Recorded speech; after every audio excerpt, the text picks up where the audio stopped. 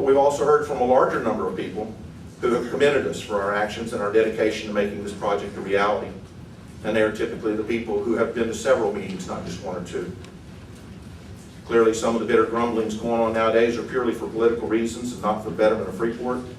So tonight, I've encouraged the other members of the EDC board to report to council about their experiences. I'd like to start first with Lila Diehl. Yeah, that's right, you.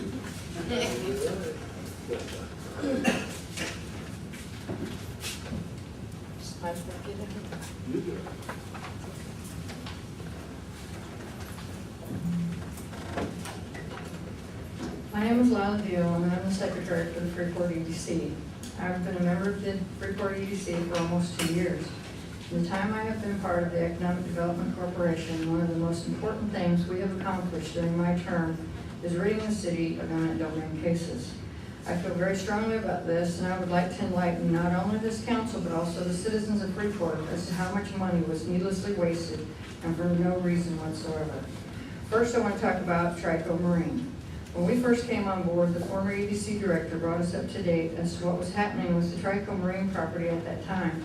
The new EDC board was informed that the management of Trico was originally asked about selling their property to the EDC. The EDC director told us that the response was, not really, but that they might sell it for $600,000. The former EDC director, the city manager, and the EDC board felt that this was too much money, so instead, they offered him a deal that included 3 things. First, they would trade him the same amount of waterfront property that he had for another location on the river. Second, they would build him a facility comparable to the one that he had on his property. Third, they would move him into the new facility with the use of City of Freeport workers. This was all well and good. However, there was never any of these specific conditions put in writing or any detailed contract drawn up. With nothing in writing, work began, but there was never any stopping point specifically identified by a written agreement or a contract, so money just kept being approved and spent by the former EDC director.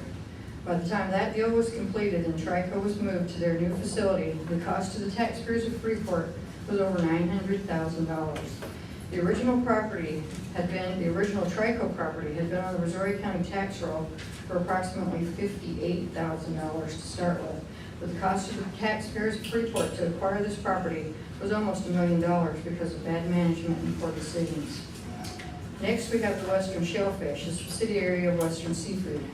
Western Shellfish has 100 feet of property to the east of the Marina dry stack building that would be needed for phase 2 of the Marina project, but not phase 1, which is the project we're attempting to complete right now.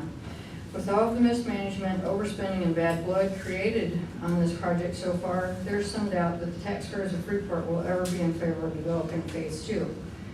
When we were first appointed, this EDC board spoke with Mr. Wright-Ward III, whose family and company own the Western Shellfish property, about the possibility of Freeport EDC to purchase this property. It was disclosed to us at that time that the 100 feet of Western Shellfish property was being held as collateral in a loan and could not be sold until the loan is paid off. Mr. Gore has informed the board that once their property is cleared as collateral, that he would make it available for the sale to the EDC. In the meantime, Mr. Gore has offered to lease the property to the EDC for a 40-year period to run concurrently with the 40-year leases the previous EDC board has signed with Walker Royal and his organizations. Furthermore, Mr. Gore has offered the EDC unrestricted use of the land up until such a time as the EDC leases or buys the land from Western Shellfish. We have discussed an option whereby the EDC would trade land to Western Shellfish for the 100 foot of riverfront property. That offer cannot be tendered without written consent from his financial lender, and it's my understanding that up to this point they have not agreed to do so. Mr. Gore has been more than helpful with everything this board has done to get this project moving forward as the engine of our downtown economic redevelopment. Now I would like to discuss the eminent domain case against Western Seafood. There never has been any sound logic on why the Freeport EDC filed eminent domain against Western Seafood's 300 foot of riverfront property on the west side of the Marina project. The only phrase I could think of to describe this action is greedy abuse of power. One of the reasons this board decided to drop the eminent domain case against Western Seafood was because it was disclosed to us by Mr. Walker Royal that he and the project never really did need the Western Seafood property. To settle the eminent domain case, with Western Seafood, the Freeport EDC agreed to pay a court-ordered judgment of almost $500,000. This case was being appealed at the time, but there was no guarantee that the Freeport EDC would have won. What was guaranteed was that the attorneys for the eminent domain case would have continued to profit from the poor decision to abuse the power of eminent domain. Lastly, the attorneys representing the city and the EDC told the current EDC board that they had advised the city leaders and the Freeport EDC against using eminent domain in the first place. The attorneys reported to the Freeport EDC that they had made it very clear that they thought using eminent domain in the manner in which it was planned was wrong. Had the previous city leaders and the previous Freeport EDC followed their attorney's advice, it would have saved taxpayers in Freeport over $1 million, and not to mention all the bad blood that was created in the meantime. Lastly, but not least, is the Wanda Leonard Jones property.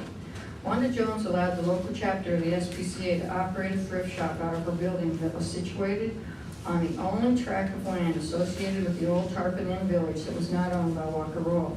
This property was never needed or intended to be used for the marina. Wanda Jones's property was attempted to be taken by eminent domain so that it could be used for upland development by Mr. Walker Royal. Ms. Jones offered to sell the property to the Freeport EDC for $100,000. The Freeport EDC countered with a $90,000 offer. According to Ms. Jones, every time she made an offer to the Freeport EDC director, he would counter with something less.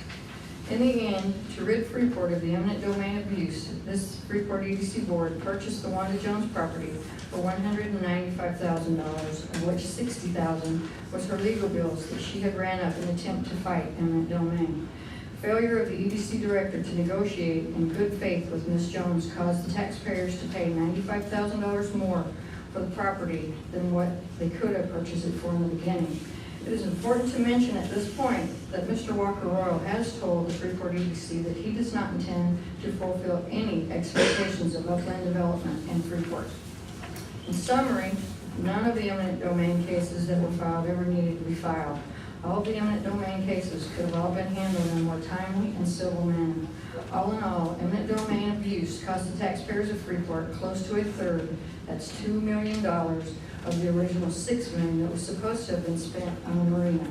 If the Freeport EDC had the money that was spent on eminent domain abuse, the legal bills that supported it, the Freeport Marina project would have been completed by now, and equally as important, on budget. The citizens and taxpayers of Freeport need to come to the city council meetings and the EDC meetings so they can learn firsthand, like I did, what is going on in the city that they live in, and more importantly, pay taxes in. Right now, we have good leadership. We have people who are trying to watch out for and care about where our money is going. We should be proud of them, and we should be behind them and helping them. I'm proud to have been part of this group. We have worked very hard and have put in countless hours of our personal time, and that is time away from our families, because we live in this town and we care about Freeport's future. What was sold to the citizens of Freeport as a $6 million investment in the future of our city has suffered numerous cost overruns and legal setbacks because of poor decision-making and bad choices, not the least of which was eminent domain abuse. Now the price tag for this project is much more than $6 million, and I think it's important to the citizens and taxpayers to understand the real reasons why. Thank you very much.